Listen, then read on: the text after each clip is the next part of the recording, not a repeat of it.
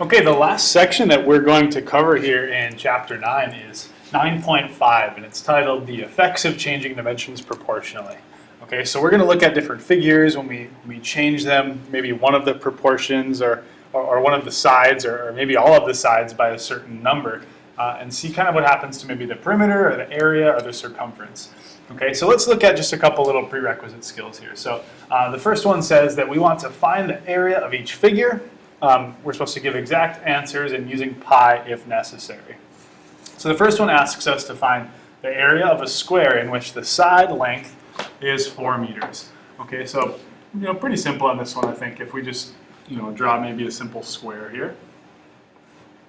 Sorry, get my pen tool up. Okay, if we just draw a simple square, we know that squares all have the same side length. So this is 4 meters, right? So we know that the area of a square is going to be equal to whatever the side length is squared. So the area is going to be equal to 4 squared, which is then going to be equal to 16 square meters. Okay, so the area of this square with a side length of 4 is 16 square meters. Okay, so pretty easy start there, I would say.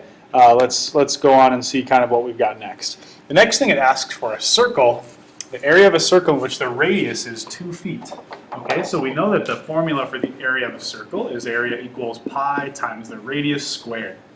Okay, and so now I'm just going to plug in my radius into this formula.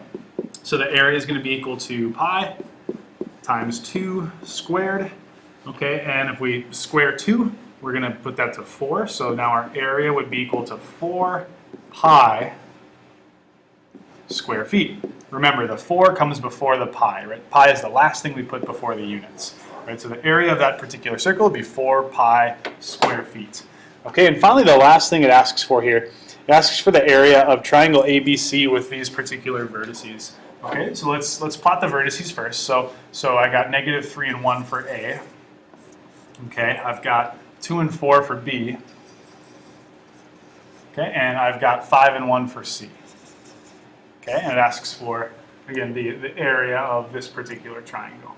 Okay, and so I'll go ahead and maybe just connect these here. So and my lines won't be perfect, but that's all right. Okay, and so now, again, if this is a triangle, we're interested in a couple things. Right? We're interested in the base length and the length of the height, right? So how many units are the base and the height? So again, area of a triangle equals 1/2 times base times height.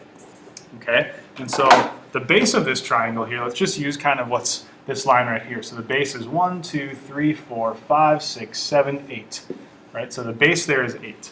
Okay, remember, if the base is that line, our height has to be perpendicular to that. So our height is actually just going to be right here. Okay, so again, point B is the tallest it actually goes, or the highest it actually goes in the coordinate plane.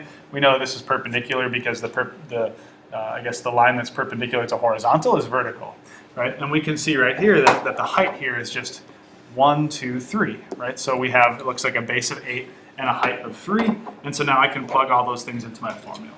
So our area is going to be equal to 1/2 multiplied by our base of 8 multiplied by our height of 3.